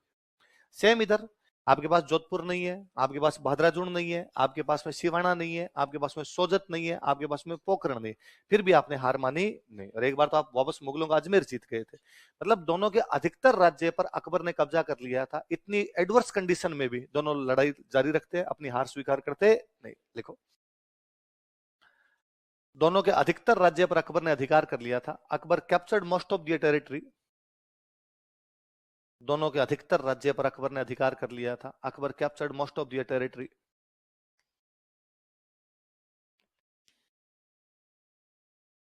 दोनों के अधिकतर राज्य पर अकबर ने अधिकार कर लिया था। Akbar captured most of the territory. लेकिन फिर भी थोड़ी सी भूमि के बल पर उन्होंने अकबर का सामना किया था। लेकिन फिर भी थोड़ी सी भूमि के बल पर उन्होंने अकबर के खिलाफ संघर्ष किया था। ये लिख लो, फिर भी थोड़ी सी भूमि के बल पर उन्होंने अकबर के खिलाफ संघर्ष जारी रखा था। But still they continued their struggle against Akbar from small piece of land. But still they continued their struggle against Akbar from small piece of land. लेकिन फिर भी थोड़ी सी भूमि के बल पर उन्होंने अकबर के खिलाफ संघर्ष जारी रखा था। But still they continued their struggle against Akbar from small piece of land. तो इतिहास हमें खूब सारी चीजें सिखाता है कि कंडीशन कितनी भी विपरीत हो जाए, यदि हम हार स्वीकार नहीं करते हैं तो हमारी हार होती मन के हारे हार है न मन के जीते। उन दिनों यदि ये सोच लेते कि यार अब सब कुछ ही चला गया, अब लड़ाई करने का क्या ही फायदा है, और अपने अकबर से क्या कर लेते हैं संधि, हम पढ़ते ही नहीं। हम पढ़ इसलिए रहे हैं कि इन्होंने लड़ाई लड़ी थी। अब ये तो चंद्रसेन और प्रताप में क्या है समानता है। क्या समानता है कि दोनों ने अकबर की अधीनता स्वीकार, दोनों के लड़ने का तरीका छापा मार, दोनों के भाई उनके खिलाफ, दोनों ने राज्य के बाहर शरण ली, और दोनों के अधिकतर राज्य पे कब्जा हो, लेकिन फिर भी दोनों ने हार स्वीकार। अब इन दोनों में क्या डिफरेंसेस है, लिखो। चंद्रसेन तथा प्रताप में असमानता है। Differences between Chandrasen and Pratap. Chandrasen तथा प्रताप में असमानता है।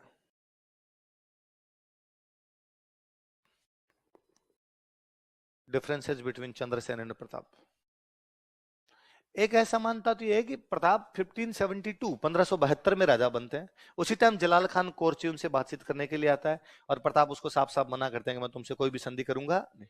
मतलब 1572 में राजा बनते ही बंदे के विचार क्रिस्टल क्लियर थे कि अपने को अकबर से किसी प्रकार की बातचीत करनी नहीं। चंद्रसेन का 1570 तक पता नहीं चल रहा वो क्या चाह रहा है, कि जब 1564 में जोधपुर पर आक्रमण हुआ तो चुपचाप वो कहां पर चला गया, भादराजूड़।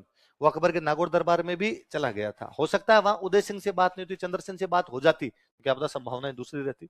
पर नागौर दरबार के बाद उसका क्लियर पता है अपने को कि उसने भी संधि की कोई भी बात की नहीं।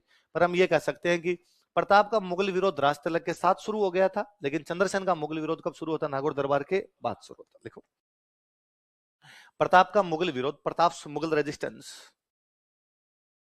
प्रताप का मुगल विरोध, प्रताप मुगल रेजिस्टेंस। प्रताप का मुगल विरोध, प्रताप से मुगल रेजिस्टेंस।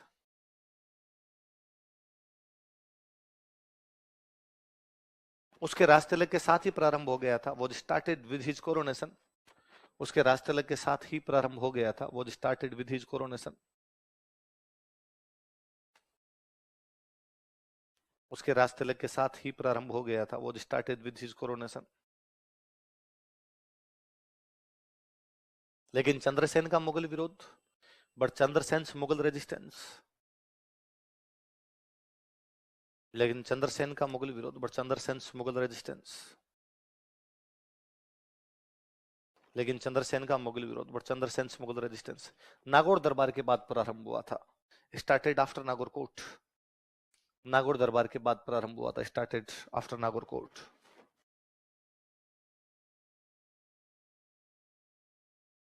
नागौर दरबार के बाद प्रारंभ। दूसरा अपने ये भी कह सकते हैं कि प्रताप का मुगल विरोध मरने के बाद भी उनके बेटे ने जारी रखा है। 1615 तक तो लगातार लड़ाई चली रही, लेकिन चंद्रसेन वाला मुगल विरोध तो जैसे ही चंद्रसेन मरा उसके साथ ही क्या हो गया, अल्पकालिक रहा, उस वाला दीर्घकाल तक चला। देख लो, प्रताप का मुगल विरोध, प्रताप से मुगल रेजिस्टेंस। प्रताप का मुगल विरोध, प्रताप से मुगल रेजिस्टेंस। उसकी मृत्यु के बाद भी उसके बेटे अमर सिंह ने जारी रखा, was continued by his son Amar Singh even after his death। उसकी मृत्यु के बाद भी उसके बेटे अमर सिंह ने जारी रखा, was continued by his son Amar Singh even after his death। उसकी मृत्यु के बाद भी उसके बेटे अमर सिंह ने जारी रखा, was continued by his son Amar Singh even after his death। उसकी मृत्यु के बाद भी उसके बेटे अमर सिंह ने जारी रखा।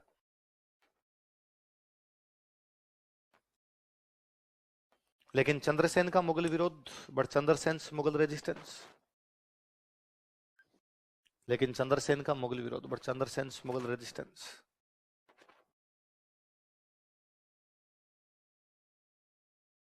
उसकी मृत्यु के साथ ही समाप्त हो गया, was ended with his death। उसकी मृत्यु के साथ ही समाप्त हो गया, was ended with his death।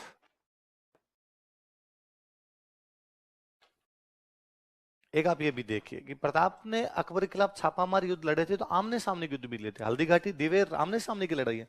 Chandrasen ने ऐसी आमने सामने कोई लड़ाई नहीं लड़ी। देखो हमने पूरा चंद्रसेन पढ़ा, एक भी युद्ध नहीं पढ़ा। भादराचूर्ण की पहाड़ियों में कोई सोजत में लड़ रहा है, सिवाना में लड़ रहा है, पर वो सब पहाड़ियों की लड़ाई है, किलों की लड़ाई है, मैदान की लड़ाई नहीं। तो प्रताप ने अकबर का प्रत्यक्ष सामना किया था, लेकिन चंद्रसेन ऐसा कोई प्रत्यक्ष युद्ध नहीं कर पाया। देखो प्रताप ने अकबर का प्रत्यक्ष सामना किया था, प्रताप कन्फ्रंटेड अकबर डायरेक्टली। प्रताप ने अकबर का प्रत्यक्ष सामना किया था, प्रताप कन्फ्रंटेड अकबर डायरेक्टली। प्रताप ने अकबर का प्रत्यक्ष सामना किया था, प्रताप कन्फ्रंटेड अकबर डायरेक्टली। जैसे हल्दी घाटी का युद्ध तथा दिवेर का युद्ध, like battle of Haldi Ghati and battle of Diver. दो तो बड़े बड़े आपने को बताइए सीधे सीधे, जैसे हल्दी घाटी का युद्ध तथा दिवेर का युद्ध, like battle of Haldi Ghati and battle of Diver.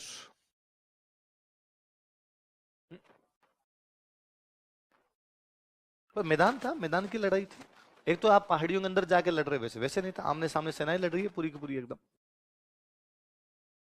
Akbar तो किसी में नहीं था, मुगल कभी जाते ही नहीं थे, है ना, बताया था, लिखो। लेकिन चंद्रसेन ऐसा नहीं कर पाया था, but Chandrasen could not do so.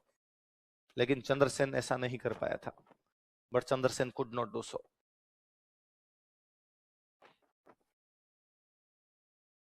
लेकिन चंद्रसेन ऐसा नहीं कर पाया था, but Chandrasen could not do so. एक अंतर यह भी है कि प्रताप ने चावंड को अपना स्थायी केंद्र बना लिया था, यहाँ चंद्रसेन का कोई स्थायी केंद्र नहीं है।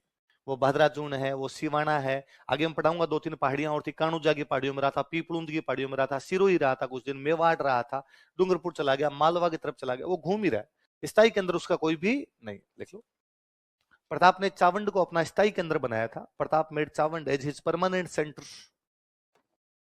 प्रताप ने चावंड को अपना स्थायी केंद्र बनाया था। Pratap made Chavand as his permanent centre. Pratap ने चावंड को अपना स्थायी केंद्र बनाया था। Pratap made Chavand as his permanent centre. लेकिन चंद्रसेन ऐसा कोई केंद्र स्थापित नहीं कर पाया, but Chandrasen could not establish such any centre. लेकिन चंद्रसेन ऐसा कोई केंद्र स्थापित नहीं कर पाया, but Chandrasen could not establish such any centre. लेकिन चंद्रसेन ऐसा कोई केंद्र स्थापित नहीं कर पाया, but Chandrasen could not establish such any centre. हम ये भी कह सकते हैं कि मैंने बीच में कई बातें आपको बताई थी कि प्रताप की लड़ाई अकबर की सेना और मेवाड़ की जनता की लड़ाई हो गई थी, क्योंकि प्रताप मेवाड़ की जनता में राष्ट्रवादी भावनाएं भर देता है कि जनता कहीं ना कहीं लगता है कि लड़ाई राजाओं के बीच की नहीं, लड़ाई हमारे देश की है और हमारे देश को बचाना जरूरी। चंद्रसेन अपनी जनता में ऐसी राष्ट्रवादी भावनाएं नहीं भर पाए। देखो, प्रताप ने मेवाड़ की जनता में राष्ट्रवादी भावनाओं का संचार किया। Pratap infused sentiments of nationalism among public of Mewar. Mewar की जनता में राष्ट्रवादी भावनाओं का संचार किया। Pratap infused sentiments of nationalism among public of Mewar. Mewar की जनता में राष्ट्रवादी भावनाओं का संचार किया। Pratap infused sentiments of nationalism among public of Mewar. Mewar की जनता में राष्ट्रवादी भावनाओं का संचार किया। लेकिन चंद्रसेन ऐसा नहीं कर पाया था, but Chandrasen could not do so. लेकिन चंद्रसेन ऐसा नहीं कर पाया था, but Chandrasen could not do so. लेकिन चंद्रसेन ऐसा नहीं कर पाया था। तो हम देखते हैं कि भाई चंद्रसेन का मुगल विरोध भी बाद में शुरू होता है, प्रताप से पहले ही क्या हो जाता है, समाप्त हो जाता है। प्रताप की तरह आमने सामने की लड़ाइयां लड़ता नहीं है, कोई परमानेंट सेंटर भी बनाता नहीं है, जनता में भी राष्ट्रवादी भावनाएं। तो फिर अपने लगता है जब इतने नहीं है फिर गाय का प्रताप, फिर आप मारवाड़ का प्रताप क्यों कहते हो, फिर तो भाई साहब बहुत अलग बात है। पर हम कहते हैं कि साहब जब आप चंद्रसेन में कमियां देख रहे हो ना, तो आप चंद्रसेन की कंडीशन भी देखो। उसकी प्रताप की कंडीशन में बड़ा अंतर था। क्या अंतर था कि पहला अंतर तो सबसे ज्यादा था ज्योग्राफिकल कंडीशन का। किसका अंतर था, एक मेवाड़ का राजा है, एक मारवाड़ का राजा। मेवाड़ पूरा पहाड़ी प्रदेश ही है, पहाड़ पहाड़ पहाड़ है, और पहाड़ों में छापामार युद्ध किया जा सकता है। कितने लंबे समय तक, 100 साल करो बोले, पहाड़ों में किया जा सकता है, क्योंकि छापामार युद्ध बने किस चीज के लिए है, पहाड़ों के लिए। मारवाड़ मैदानी मरुस्थल है। मारवाड़ कैसा मरुस्थल है, मरुस्थल, मरुस्थल है खाने पीने का कुछ भी, एक तो पहाड़ों में खाने पीने के लिए कुछ ना कुछ मिल जाएगा, इधर मरुस्थल में खाने पीने के लिए कुछ भी नहीं था। फिर प्लेन पड़ा है, पूरा मैदान पड़ा है, करोगे कहां। आपकी छोटी सेना के लिए कुछ लोकेशन तो चाहिए जहां पर बैठ के लड़ सको। पहाड़ियां बहुत कम थी, ज्यादा लोकेशन नहीं थी। सिवाना वाली पहाड़ियां थी, घेर लिया भागे। पीपलूंद की छोटी सी पहाड़ियां वो घेर लिए भागे, कर्णुजा की पहाड़ियां वो घेर लिए भागे। तो आप छोटी छोटी पहाड़ियां, उनके बीच में लंबे युद्ध कर नहीं सकते। तो पहले ज्योग्राफिकल कंडीशन बहुत अलग थी। इतनी खराब ज्योग्राफिकल कंडीशन के बावजूद वो आदमी लड़ा है, उसने हार मानी नहीं। तो हमें ये स्वीकार करना पड़ेगा कि नहीं यार, बराबर का आदमी। दूसरा, प्रताप को भामाशाह और ताराचंद मिल गए। प्रताप कौन मिल गए, सबसे अधिक आवश्यकता पैसे हैं। इधर मारवाड़ मंगतों का देश था, एक सिंगल आदमी उसको पैसे देने के लिए, हालात ये थे कि पोखरण का किला बेचना पड़ा। कौन सा किला बेचना पड़ा, और भाई साहब हर चीज में पैसे तो चाहिए, बिना पैसे तो आप लड़ाई को कंटिन्यू नहीं कर सकते। लेकिन उसके बावजूद उसने लड़ाई कंटिन्यू की है। उसके मन में एक बार भी नहीं आया कि अपने अकबर की संधि कर ली जाए। लिखो, पैराग्राफ चेंज करना ना, लाइन चेंज करके लिखना। इन असमानताओं के बावजूद, डिस्पाइट ऑल दीज डिफरेंसेस, इन असमानताओं के बावजूद, despite all these differences,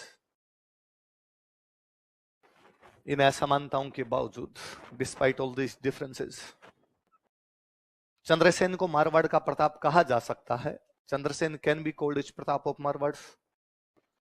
Chandrasen को मारवाड़ का प्रताप कहा जा सकता है। Chandrasen can be called is Pratap of Marwar. Chandrasen को मारवाड़ का प्रताप कहा जा सकता है। Chandrasen can be called is Pratap of Marwar, क्योंकि, बिकॉज ऑफ, क्योंकि, बिकॉज ऑफ। अब डैश लगा के एक दो पॉइंट लगा के लिखना ना, डैश लगा दो या एक नंबर लगा के लिखो। चंद्रसेन की भौगोलिक परिस्थितियां, geographical condition of Chandrasen,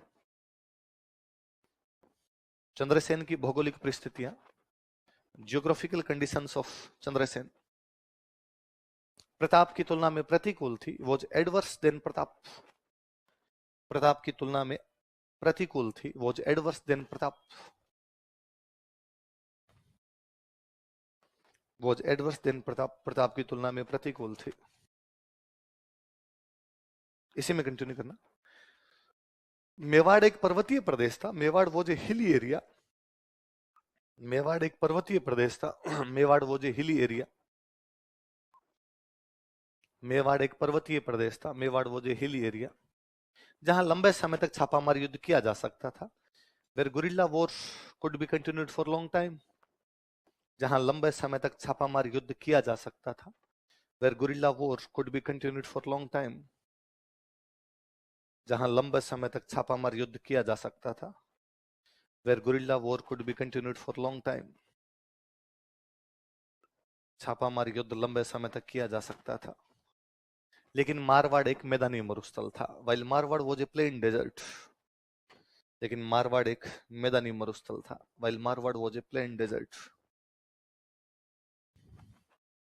Marwar एक मैदानी मरुस्थल था। Marwar was a plain desert. ये भी देखो, सुनना इस बात को। अक्सर राजस्थान से बाहर के जो भी लोग हैं, उनको ये लगता है पूरे राजस्थान में दौरे हैं, है ना। कि किसी यूपी बिहार वाले भैया से आप मिलोगे तो उसे लगेगा पूरे राजस्थान में मिट्टी के टीले टीले टीले हैं। पानी इन्होंने 3 पीढ़ियों से पिया, इनके दादे परदादे भी प्यासे मर गए थे और ये भी प्यासे ही रहते हैं। आप कभी दिल्ली पढ़ते हो और यदि वहां यूपी बिहार के कोई दोस्त है, उनके आप रूम पे जाओ तो सबसे पहले आपको पानी पिलाएंगे। उन लगेगा इनकी आत्मा शताब्दियों शताब्दियों से, जन्मों जन्मों से प्यासी है, इनको पानी पिलाना। और मैं तो वो एक दिन हंसी रहा था अभी क्लास में कि हमारे को एक सीनियर थे, वो दिल्ली रहते थे, और उनका जो रूममेट था कोई बिहारी भैया था। तो एक दिन सुबह सुबह दोनों को कोचिंग जाना, तो थोड़ा कोई 10-15 मिनट के गैप से तो बिहारी भैया को पहले जाना था, पर पहले अपने वाले भैया घुस गए बाथरूम में। अब वो नहा रहे हैं, टाइम लगा दिया उन्होंने, तो उस भैया ने बाहर कहा यार जल्दी आ जाओ, मुझे भी यार नहा के कोचिंग जाना था। उन्होंने कहा यार रुक जा यार, नहा तो ढंग से लेने दे। तो वापस वो पानी गिरा रहे हैं ऊपर, वो बाहर बैठा बैठा के, हाँ नहा लीजिए, दादे बाप दादे तो नहाए नहीं थे आपके कभी, कहाँ पानी देखे होंगे, राजस्थान के लोगों को पानी तो मिला नहीं था, अब दिल्ली में पूरा मेल रगड़ रगड़ के नहाएंगे, हमें कहाँ समय देंगे आप। तो उसके दिमाग में ये है कि भाई राजस्थान वालों के पास पानी नहीं है क्योंकि वहां मिट्टी के धोरे। तो ऐसा नहीं है। राजस्थान में आप मेवाड़ साइड में जाएंगे, जयपुर जयपुर साइड में, तो यहाँ मिट्टी के धोरे नाम की चीज ही नहीं। ये का ये आप पूर्वी राजस्थान का या जो जयपुर के इधर वाला जो अपना हिस्सा, इनको लगता है कि पूरे पश्चिमी राजस्थान में मिट्टी के धोरे हैं। वो भी अपने आप में एक मिसपरसेप्शन है। ऐसा पश्चिमी राजस्थान में भी मिट्टी के धोरे नहीं। लोगों को ये लगता है जैसलमेर बाड़मेर में धोरे हैं। कहां पर धोरे हैं? वहां तो एकदम ही नहीं है। जैसलमेर बाड़मेर जोधपुर जालोर वाला जो पूरा इलाका, ये प्लेन डेजर्ट है। कैसा डेजर्ट है? डेजर्ट है, मरुस्थल है, होता कुछ भी नहीं है, लेकिन प्लेन पड़ा है, सीधा सीधा पड़ा है, नाक की डंडी की सीधी में दिखता है आपको, 3-3 किलोमीटर दूर तक का सपाट सपाट एकदम पड़ा है, हो कुछ नहीं रहा पर मैदान पड़ा है। टीले वाला जो राजस्थान है ना, वो है चूरू, बीकानेर, हनुमानगढ़। ये तो क्या लाइनिया होता है जी, कई चीजों को फेमस होना ही होता है। कि जैसलमेर के दौरे फेमस हो गए और लोगों ने लगता है जैसलमेर में दौरे है, जैसलमेर जैसलमेर जैसे दौरे चूरू के गांव गांव में पड़े हैं। आओ कभी हवेली पे, है ना। आप तो कभी फतेहपुर क्रॉस कर लो, सिकर का फतेहपुर है, ये क्रॉस कर लो, और बाद में इस रोड पे ऑन रोड देखिए दोनों साइड में बैंकर वाले टीले। आप कभी इधर सरदार सर से उधर हनुमानगढ़ की तरफ मुड़िए, और बाद में हनुमानगढ़ वाली रोड पे जो पल्लू रावतसर इधर वाला बेल्ट निकलेगा, नहर वाले बेल्ट के अलावा जो थोड़ा बेल्ट निकलेगा, उसमें दौरे देखे आप, आपको लगेगा रेगिस्तान इसको कहते हैं। दूर दूर तक ना बंदा ना बंदे दी जात, केवल मिट्टी के दोहरे दोहरे दिखाई दे रहे हैं। आप कभी बॉर्डर एरिया में बीकानेर के साइड में चले जाइए, उधर नहर आ रखी है, उसके बावजूद दोहरे देखिए। मैं रहा हुआ हूं उस इलाके में, वो अभी नया डिस्ट्रिक्ट बना, आपने नाम सुना तो अनूपगढ़।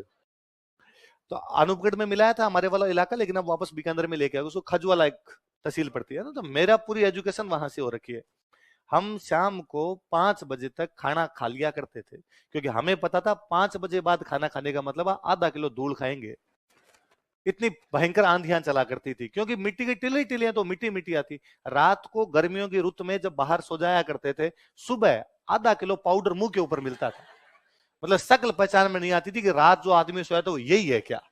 इतना भयंकर वाली मिट्टी वाला था। तो मुझे लगता है जैसलमेर बाड़मेर तो यूं होने ही थे कि भाई फेमस कर लो, भले बदनाम कर दो कि धोरे धोरे, उनके धोरे नहीं। जैसलमेर की बेइज्जती है, मैं तो अच्छी बात बता रहा हूँ।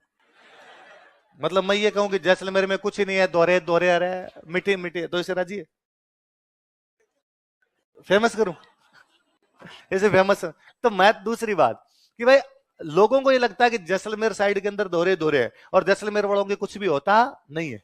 और वो इन दिनों में, इन कुछ पिछले कुछ सालों में जैसलमेर की तरफ चला जाए तो हालात बदल गए, जज्बात बदल गए। वैसा पोखरण वाला जो पूरा बेल्ट पड़ा है, जीरा होता है ना।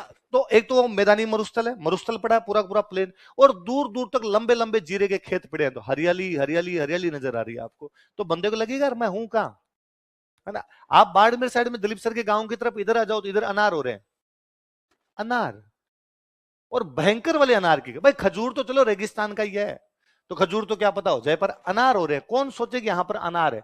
और मतलब दिलीप सर के गांव में इनके इतने अनार होते हैं कि सर के गांव से यहाँ अनार जब बिकने के लिए आते हैं, तो रुक जा, तो मैं बताता हूँ ये बात। जब अनार बिकने के लिए यहाँ पे आते हैं, तो गाड़ियां भर भर के अनार दिलीप सर यहाँ कोचिंग मंगा लेते हैं, और सब बच्चों को हम अनार बांटते हैं। तो 2 दिन तक यूं लगता है स्प्रिंग बोर्ड में अनार महोत्सव है, कि सब टावरों के पास अनार अनार अनार हो रखे। अब अनार वाली रुत आएगी, आपको खूब सारे अनार मिलेंगे।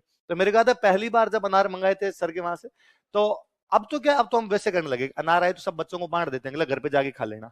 पहली बार जब हमने मंगवाई तो हमने कहा नहीं यार, यदि बच्चा घर पे जाके खाए तो फिर वो फील ही नहीं आता, फिर तो बच्चा मार्केट से लाके खा ले कहीं ना कहीं। अपने क्या करें, तो यहीं खिलाओ यार बच्चों को, यहीं खिलाओ, तो उन अनार को छीलो। तो अब उस टाइम 6,000 स्टूडेंट हुआ करते, तो 6,000 स्टूडेंट को एक एक अनार भी यदि देना है, या दो दो भी देना है, तो 6,000 या 12,000 अनार छिलवाने पड़े। इतने छिलेगा कौन, ये भी तो है। तो क्या लेबर लगा लेते, लेबर सुबह सुबह काम करने के लिए जाती है, कोई मकान बनाने के लिए जा रहा है तो उसको कहते भाई आज तू वहां मत जा, तेरे को मजदूरी हम देंगे। उधर कितनी मजदूरी लेता है भाई? 200 रुपए, 300 रुपए, 400, 500, ले पकड़ 500 रुपए, तू बैठ के नार छील। ठीक। तो हमने भाई साहब एक बड़ा सा हॉल था उधर, उस हॉल के अंदर उन लेबर को बिठा दिया कि ये पकड़ो, बड़ा सा बर्तन दे दिया, अनार छिलो और इसमें दाने डालो, कल अपने दोनों भर भर के बच्चों को देंगे, क्लास में बच्चे खाएंगे, थोड़ा लगेगा यार उनको कि अपने कोचिंग में आज अनार खाए थे अपने।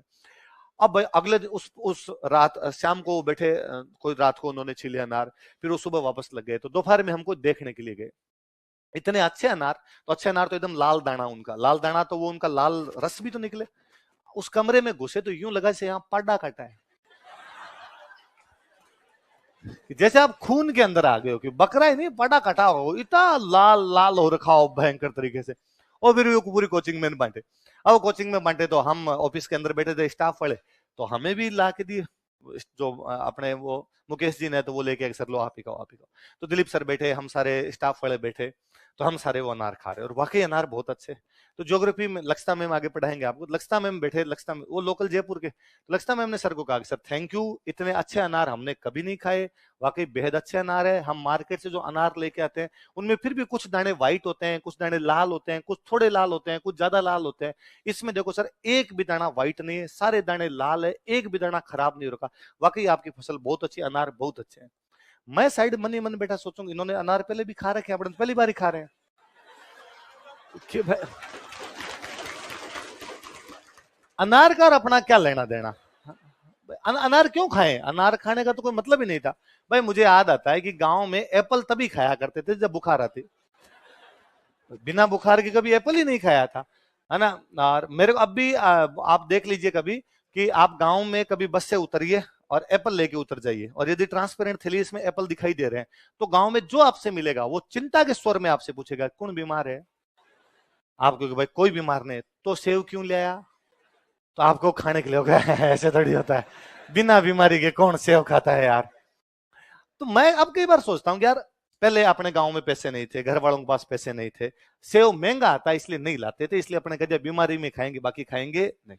अब यार अपने पास पैसे हैं, अपने को डेली खा लेना चाहिए, पर मेरे से मरा ही नहीं खाया जाए। मेरे को अब भी कोई सेव ला के देता हूं तो मुझे लगता है बुखार थोड़ी है, और कोई फ्रूट फिर भी खा लेंगे, लेकिन सेव खाया तो कोई अभी अब इधर बाड़मेर साइड के चले अंदर चला जाए तो उसको अनार अनार कैसे रोने लग गई, क्या होने लगी। तो इधर ये बाड़मेर जैसलमेर वाला तो परसेप्शन पूरी तरीके से टूट जाएगा थोड़े दिनों में कि इधर कोई मरुस्थल है, ये तो पूरा हरियाली होगी, सब इसबगोल होती है, अरंडी होती है। जालोर साइड तो चलो उधर तो नदियों वाला भी आ गया थोड़ा, तो उधर है बाकी जो प्रॉपर जिसको आप रेगिस्तान कहते हो, रेगिस्तान अभी भी आप आइए चुरू, ऐसा कोई कैसर है कोई और है ना, इधर वाले बेल्ट के अंदर निकलिए आप कि प्रॉपर चुरू वाला कुछ बेल्ट, हनुमानगढ़ वाला कुछ बेल्ट, बीकानेर वाला।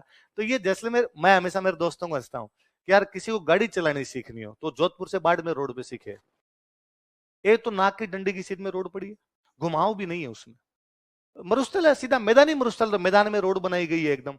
फिर जनसंख्या घनत्व है नहीं तो गाड़ियां भी ज्यादा है नहीं, इसलिए साधन भी नहीं आ रहा, आप ही जा रहे हो खाली, और आ भी रहा तो आपको दूर से दिख रहा है यार। तो मान लो आपको डर लगता है, आपने क्या भाई गाड़ी चलाने सीखते डर लगता है भाई सामने से क्रॉस कैसे करेंगे, भीड़ ना आ जाए, तो आ रहा है तो रोक लो यार, खड़े हो जाओ, तू निकल, एक आधी आएगी घंटे भर के अंदर, इतने अंदर तो अपने निकल जाएंगे उसको। तो पूर्वी राजस्थान वालों, पश्चिमी राजस्थान में पूरे में दौरे, और राजस्थान से बाहर वालों को भी कभी कोई कहे तो यूं सुन लेना, मन ही मन आप सोचना इस बेचारे को बोला है, इसको पता। मैं ना मेरे से एक बार किसी इंटरव्यू में पूछ लिया था क्या राजस्थान में पहाड़ भी है, पठार भी है, नदियां भी है, झीलें भी है, मैदान भी है, मरुस्थल भी है, पर फिर भी राजस्थान को याद केवल मरुस्थल के लिए किया जाता है, राजस्थान की पहचान केवल क्या बने हुए मरुस्थल। तो मैं उनको हंस रहा था कि देखो पहाड़, नदियां, पठार, झीलें ये बाकियों के पास भी है, मरुस्थल केवल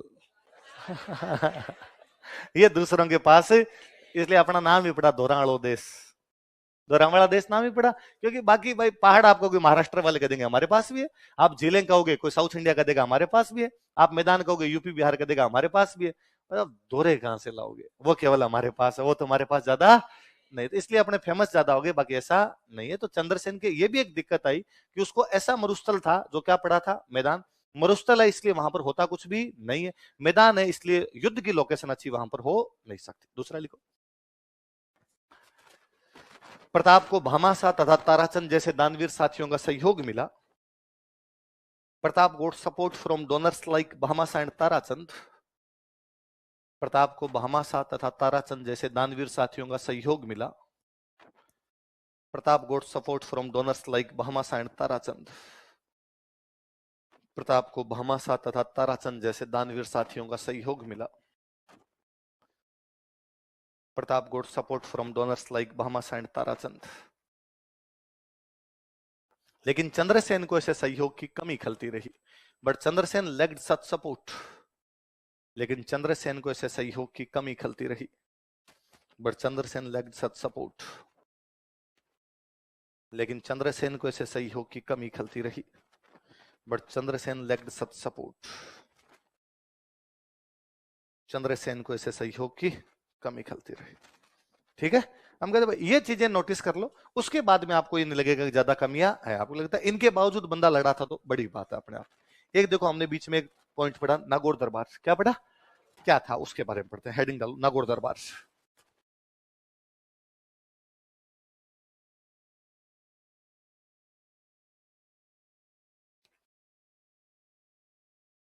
किसने लगाया, अकबर। कब लगाया, कब लगाया, लिखो 1570 ईस्वी में, इन 1570 एडी। 1537 ईस्वी में, इन 1570 एडी अकबर ने इस दरबार का आयोजन किया था। Akbar organised this court. Akbar ने इस दरबार का आयोजन किया था। Akbar organised this court.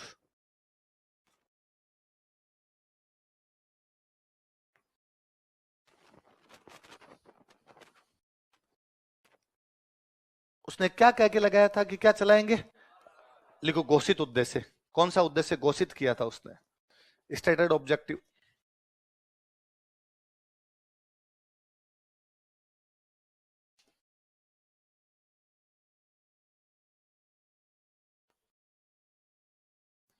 लिखो अकाल राहत कार्य।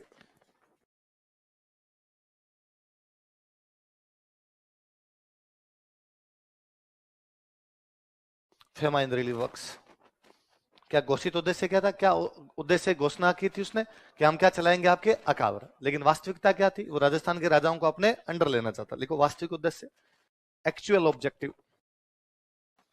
वास्तविक उद्देश्य, एक्चुअल ऑब्जेक्टिव।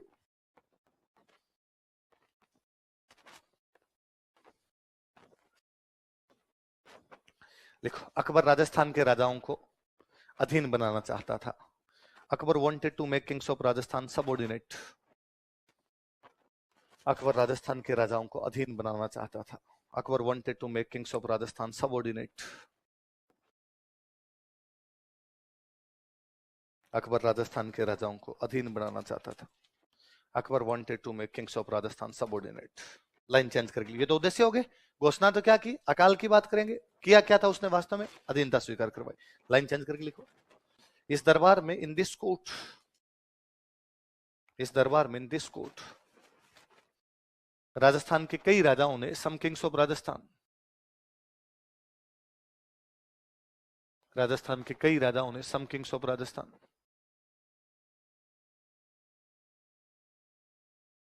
मुगल अधीनता स्वीकार कर ली थी। Accepted Mughal supremacy. मुगल अधीनता स्वीकार कर ली थी। Accepted Mughal supremacy.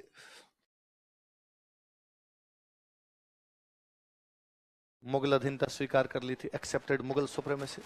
जैसे कौन कौन थे, नाम लिखो। कल्याणमल कहां का राजा था, बीकानेर। हरराज कहां का था, जैसलमेर। उदय सिंह के बारे में लिख लो, चंद्रसेन का भाई। भाई तब तक ये राजा तो बना नहीं था, पर चंद्रसेन का भाई तो आई। कल्याणमल बीकानेर।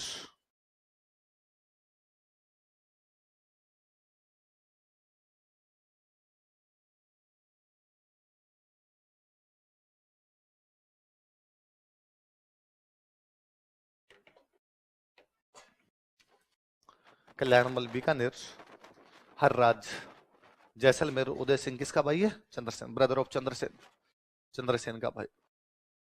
पर लोगों ने कहा कि साहब आपने घोषणा तो की थी अकाल राहत का काम करेंगे, थोड़ा बहुत तो कर लो, वरना बाहर मीडिया वाले पूछेंगे साहब अकाल की क्या बात की थी। तो अकबर ने कहा ठीक है तालाब बनवा देते हैं। क्या बनवा देते हैं, तो इस टाइम अकबर ने यहाँ नागौर में एक तालाब बनवाया था, शुक्र तालाब। क्या नाम था, नीचे लाइन चेंज करके लिखो। इस समय, दिस टाइम, इस समय, दिस टाइम अकबर ने नागौर में शुक्र तालाब का निर्माण करवाया था। अकबर बिल्ड शुक्र पॉन्ड एट नागौर। अकबर ने नागौर में शुक्र तालाब का निर्माण करवाया था। अकबर बिल्ड शुक्र पॉन्ड एट नागौर। अकबर ने नागौर में शुक्र तालाब का निर्माण करवाया था। अकबर बिल्ड शुक्र पॉन्ड एट नागौर। ये तो घटनाएं हैं, कब हुआ, किसने किया, क्यों किया, वास्तविकता क्या थी, क्या हुआ, अकाल में क्या किया गया। वास्तव में हिस्ट्री में क्यों पढ़ते हैं हम? इसकी कोई इंपॉर्टेंस होगी तभी पढ़ते हैं, बाकी घटनाएं तो नहीं पढ़ रहे। लिखो नागौर दरबार का महत्व है, importance of Nagaur court. Nagaur दरबार का महत्व, इंपॉर्टेंस ऑफ नागौर कोर्ट।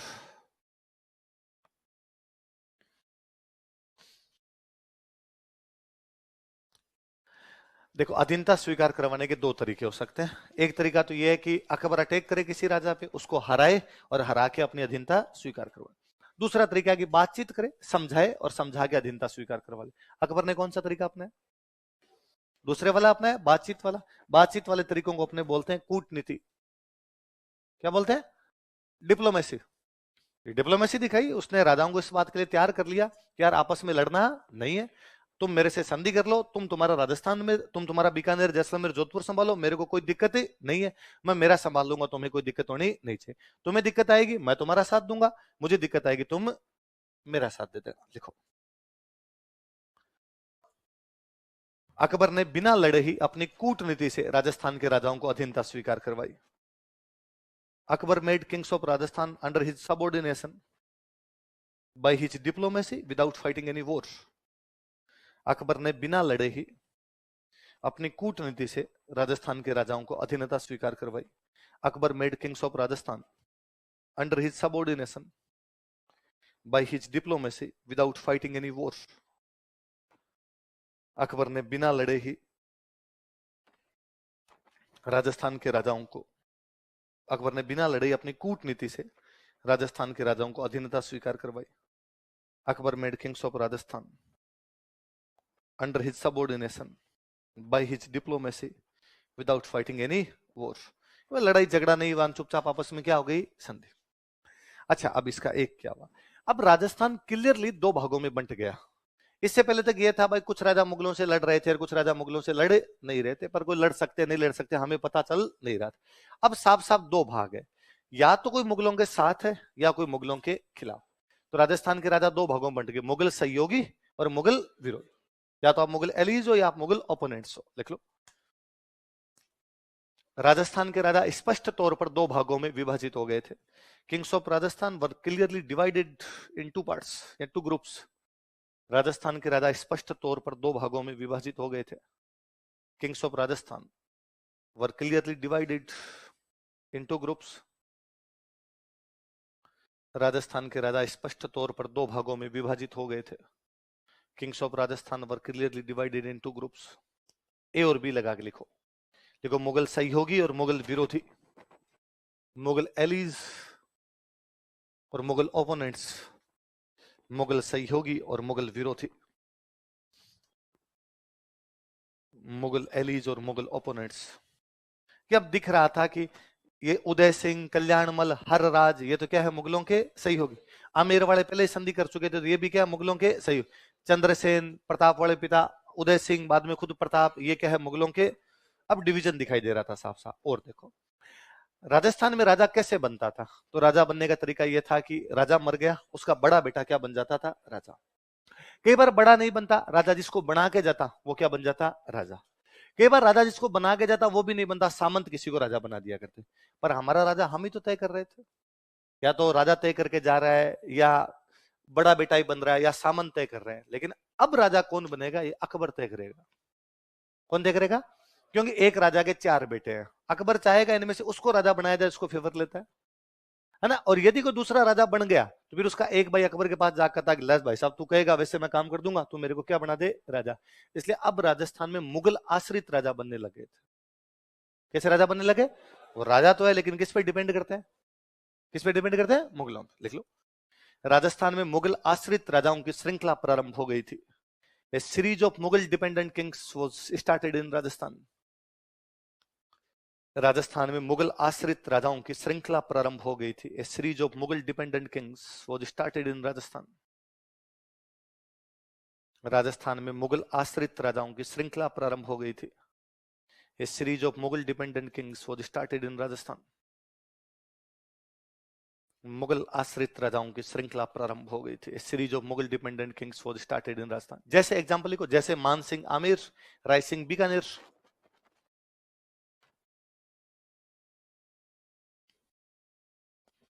जैसे मान सिंह आमिर पढ़ा था हमने, मान सिंह हल्दीघाटी युद्ध वाला। राय सिंह बीकानेर।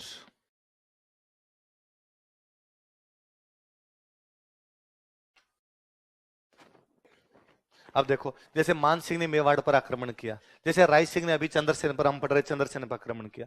ये खुद कर रहे हैं, अकबर की तरफ से कर रहे हैं। इसका मतलब किस पे डिपेंड है? खूब बहादुर थे, योद्धा थे, शक्तिशाली थे। कहते हैं मान सिंह ने अपने जीवन में 77 युद्ध लड़े थे, हल्दी घाटी को छोड़ के सारे जीते। अफगानिस्तान में भी वही जीत रहा है, बंगाल में वही जीत रहा है, बिहार में वही जीत रहा है, साउथ इंडिया में वही जीत रहा है। पर किसकी तरफ से? साम्राज्य विस्तार किसका हो रहा है? किसका हो रहा है? अकबर। राय सिंह बड़ा अच्छा योद्धा था, पर किसकी तरफ से लड़ रहा है? कुल मिला के अकबर ने राजस्थान के राजाओं की एनर्जी अपने पक्ष में लगा दी। क्यों? जो भी एनर्जी थी वो किसके पक्ष में काम आ रही थी? लड़ा भी रहे थे, व्यक्तिगत बहादुरी इनकी अब भी वैसी की वैसी है, पर वो काम किसकी आ रही है? क्योंकि अभी किस पर आश्रित है? अब यदि कोई राजा अकबर की खिलाफत करता था, अकबर उसको उठाके उसके भाई को बना देगा, इसलिए कोई खिलाफत भी करता। पर इसका एक फायदा हुआ, इसका एक फायदा हुआ कि जब राजाओं ने अकबर से संधि कर ली तो उनकी आपस की लड़ाइयां बंद हो गई। अब बीकानेर मारवाड़ नहीं लड़ रहे, क्योंकि यदि बीकानेर मारवाड़ लड़ेंगे तो संधि कौन करवा देगा? वो दोनों कहते क्यों लड़ रहे हो रहे? मैं बैठा ही हूं यहाँ पर। तो लड़ाई आपस की क्या हो गई? बंद। तो शांति व्यवस्था स्थापित हुई। क्या स्थापित हुई? और शांति के टाइम में आर्ट एंड कल्चर को क्या मिलता है? तो एक पॉजिटिव चीज हुई अपने लिए। लिखो, युद्ध बंद होने से विद एंड ऑफ वॉर्स, युद्ध बंद होने से with end of Wars Rajasthan में शांति व्यवस्था स्थापित हुई। Peaceful environment was established in Rajasthan. Rajasthan में शांति व्यवस्था स्थापित हुई, peaceful environment was established in Rajasthan.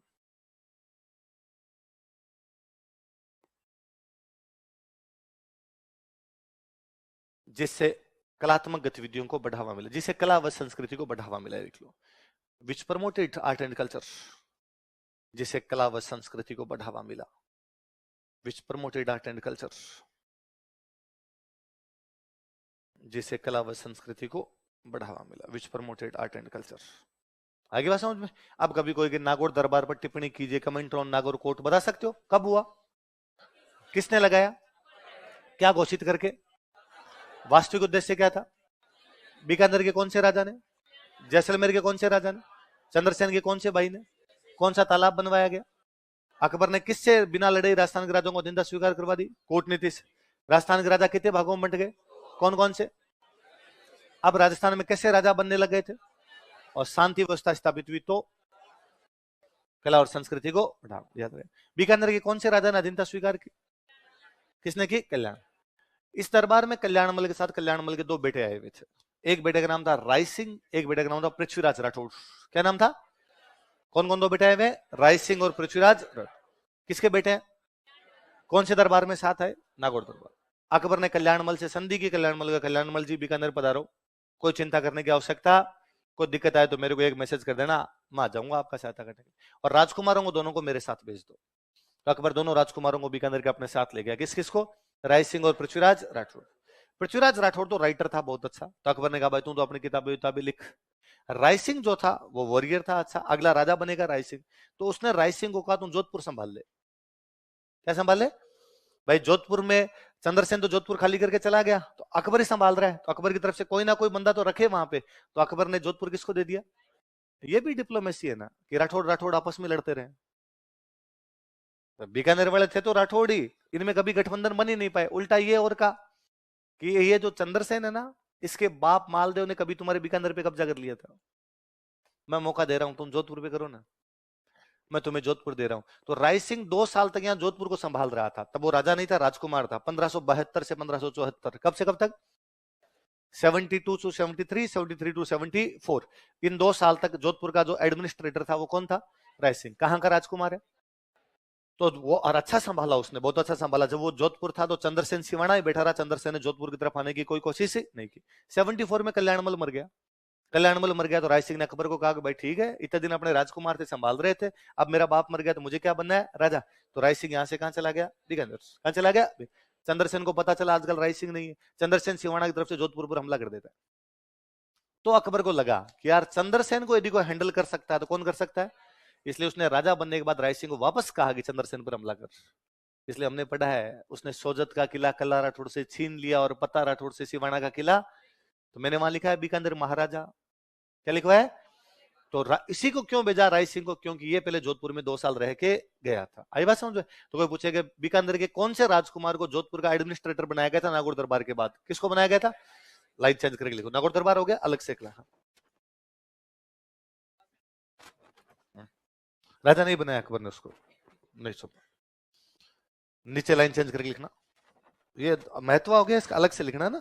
लिखो अकबर ने बीकानेर के राजकुमार राय सिंह को जोधपुर का प्रशासक बनाया था। Akbar appointed Bikaner prince Rai Singh as administrator of Jodhpur. Akbar ने बीकानेर के राजकुमार राय सिंह को जोधपुर का प्रशासक बनाया था। Akbar appointed Bikaner prince Rai Singh as administrator of Jodhpur. Bikaner के राजकुमार राय सिंह को जोधपुर का प्रशासक बनाया था। Akbar appointed Jodhpur prince Rai Singh as administrator of Jodhpur, administrator of Jodhpur. हाँ, बीकानेर के राजकुमार राय सिंह को जोधपुर का क्या बनाया था, कोष्टक में लिख लो 72 to 74, ताकि याद रहेगा कब से कब तक, कब से कब तक रखा था, फिर याद रखना भाई 74 में क्यों हटा दिया कि 74 में कल्याणमल मर गया तो बीकानेर का क्या बन गया था, राजा। तो उसने कहा मैं बीकानेर संभालूंगा, तुम्हारे जोधपुर में क्या करूं। मैंने अभी बीच में और बताया था कि चंद्रसेन 2 पहाड़ियों में खूब लंबे टाइम तक रहा था। इधर जो नया डिस्ट्रिक्ट बनाया अपना बालोतरा, इधर 2 पहाड़ियां, तो काणुजा की पहाड़ियां, एक पीपलूंद की पहाड़ियां। कौन कौन सी 2 पहाड़ियां, काणुजा की पहाड़ियां और पीपलूंद। तो कोई पूछे कि भाई चंद्रसेन ने कौन सी पहाड़ियों से अपना संघर्ष जारी रखा था, तो कौन कौन सी, ये तो सिवाना वाली तो ही, वो तो हमने पढ़ लिया, 2 पहाड़ियां और कौन कौन सी, काणुजा लिख लो। चंद्रसेन ने काणुजा तथा पीपलूंद की पहाड़ियों में अकबर के खिलाफ संघर्ष किया था। Chandrasen struggled against Akbar in Kanuja and Piplund hills. Chandrasen ने काणुजा तथा पीपलूंद की पहाड़ियों में चंद्रसेन ने काणुजा तथा पीपलूंद की पहाड़ियों में अकबर के खिलाफ संघर्ष किया था। Chandrasen struggled against Akbar in Kanuja and Piplund hills. Kanuja तथा पीपलूंद की पहाड़ियों में, ये बालोतरा डिस्ट्रिक्ट में, इधर काणुजा तथा पीपलूंद की पहाड़ियों में अकबर के खिलाफ संघर्ष किया था। Struggled against Akbar in Kanuja and Piplund hills. कल पढ़ेंगे, कल क्या अगली क्लास।